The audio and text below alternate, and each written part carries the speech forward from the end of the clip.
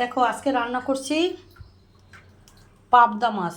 আমরা তো পাবদা মাছটা বেশি পছন্দ করি, তাই পাবদা হয়।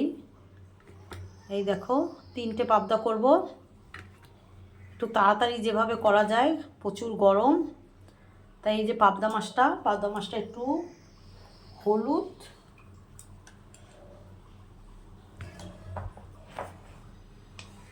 অল্প নুন আর দেব,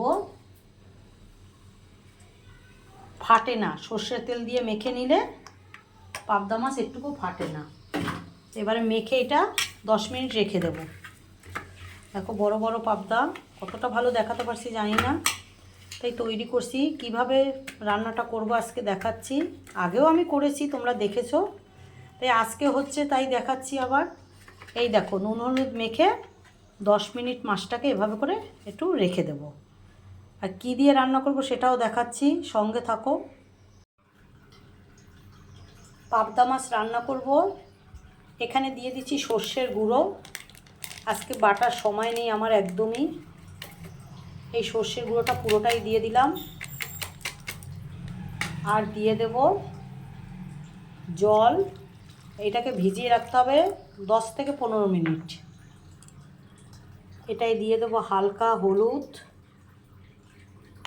আর দেব একটু কালারের জন্য লাল লঙ্কার গুঁড়ো, আর দিয়ে দেব কি দেখো 4টে কাঁচা লঙ্কা, আর দিয়ে দেব পরিমাণ মতন লবণ।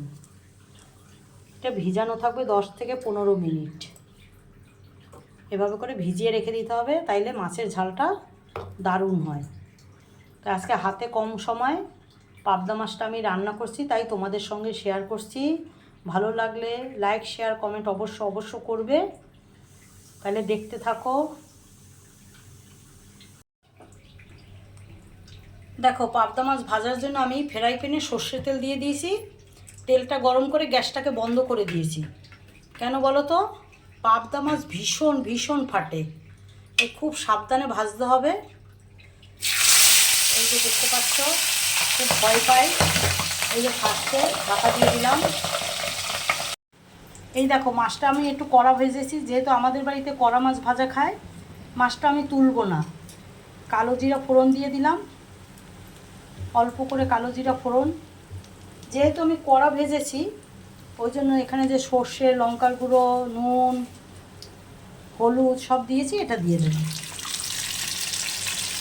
দেখো ঝাল করতে কিছুই লাগে না। পাবদা মাছের ঝাল সবাই ভালোবাসে, ছোট থেকে বড় সবার ভালো লাগবে আশা করি। আমি যেহেতু কড়া ভেজেছি, ওই জন্য মাছের ভিতরে মাছটা আমি তুলিনি। এভাবে করেই, সবার বাড়ির রান্না সমান না, কেউ হালকা ভালোবাসে, কেউ কড়া ভালোবাসে। আমাদের বাড়িতে একটু কড়া মাছ ভাজা ভালোবাসে, তাই এবারে এই ঝোলটা ফুটে উঠবে, সেটুকু সময় তো দেবো। আর ঝোল যার যার মতন করে শেষে রাখবে, এটা তো আমার বাড়িতে হচ্ছে, তাই তোমাদের দেখাচ্ছি।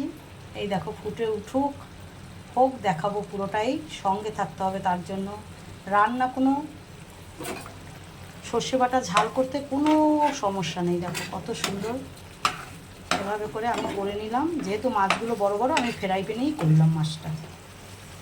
দেখো